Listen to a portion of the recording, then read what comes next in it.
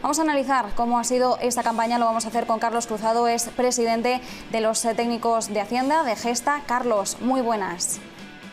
Hola, buenas tardes. Bueno, Carlos, como decimos, ya último día, entendemos que ya casi todo el mundo habrá presentado la declaración, pero bueno, siempre hay algún despistado que lo deja todo para el último momento, pero por hacer un pequeño repaso, ¿cuáles han sido las principales claves, lo más destacado de la campaña de este año 2020?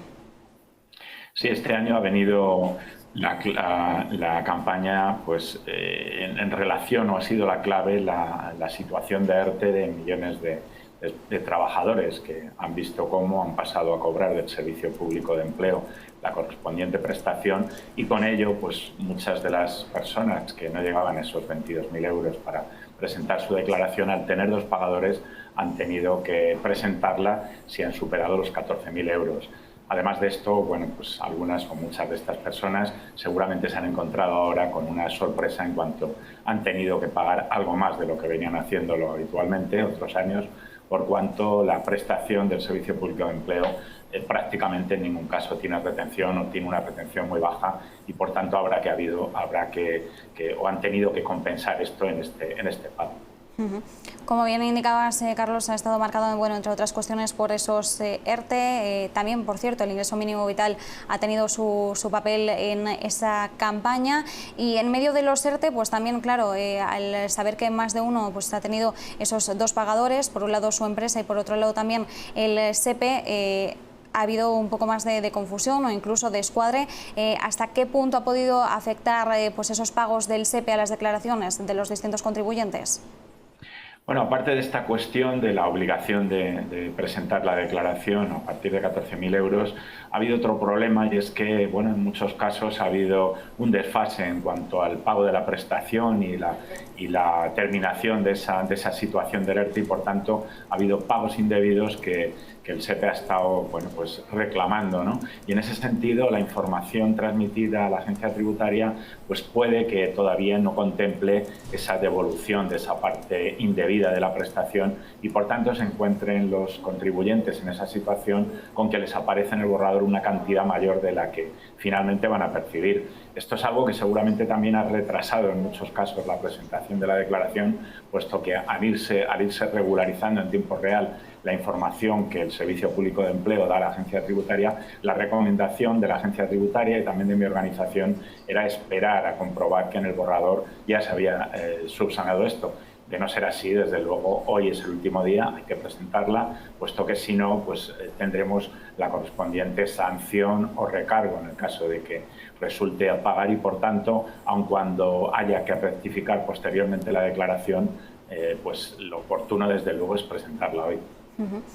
Carlos, ¿se prevén más rectificaciones teniendo en cuenta pues todos estos desajustes que ha habido? En el caso, por ejemplo, de aquellos que recibían alguna prestación por parte del SEPE, a veces ha ocurrido que algún mes el SEPE no ha pagado o al mes siguiente ha pagado de más, y sí que es cierto que durante toda la campaña se ha insistido en que quienes todavía no sabían exactamente cuál era la cantidad que tenían que ajustar respecto al SEPE debían esperar un poco, pero bueno, al final el tiempo apremia. Entendemos que quizás haya personas que no hayan podido solucionar del todo esta cuestión y quizás entendemos que va a haber quizás más rectificaciones que si lo comparamos con otros años en los que no ha habido este caos burocrático, por así decirlo.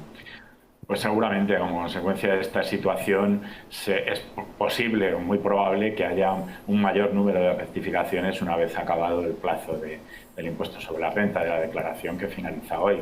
De la misma manera que también este año la previsión de las declaraciones que se van a presentar ha aumentado algo como consecuencia de esa obligación de presentar aquellos que han tenido dos pagadores, como es el caso de los ERTES, ¿no? Se prevé que se presentarán algo más de 21,5 millones de declaraciones, lo cual supone pues, un incremento sustancial con respecto a las que se presentaron el año pasado. Decir que a primeros de junio todavía faltaban por presentar alrededor de 9 millones de declaraciones, que seguramente muchas una buena parte de estas sería debido a esos problemas que ha podido haber con los pagos y los reintegros del Servicio Público de Empleo. También uno de los datos clave, bueno, ahora mismo apuntabas, ¿no?, ese 21,5 millones, pero sí que es cierto que uno de los últimos datos que barajábamos es que había ya más de 19,3 millones de declaraciones presentadas. De esos 19,3, 12,9 millones salía a devolver. ¿Es una cifra relevante respecto a otros años? Bueno, viene a ser algo similar. Digamos que 2/3 partes de las declaraciones es lo normal, ese 60 o algo más % que salgan, que resulten a devolver. Este año lo que ocurre es que la cantidad que se va a devolver prevista es inferior que la que se va a recaudar, precisamente en parte también debido a esas bajas retenciones en los casos de las prestaciones por el ERTE, ¿no?, por la situación de ERTEs. Y Carlos, ya por último, un consejo para todos aquellos que estén hoy apurando el último día para presentar la declaración, 4 consejos clave.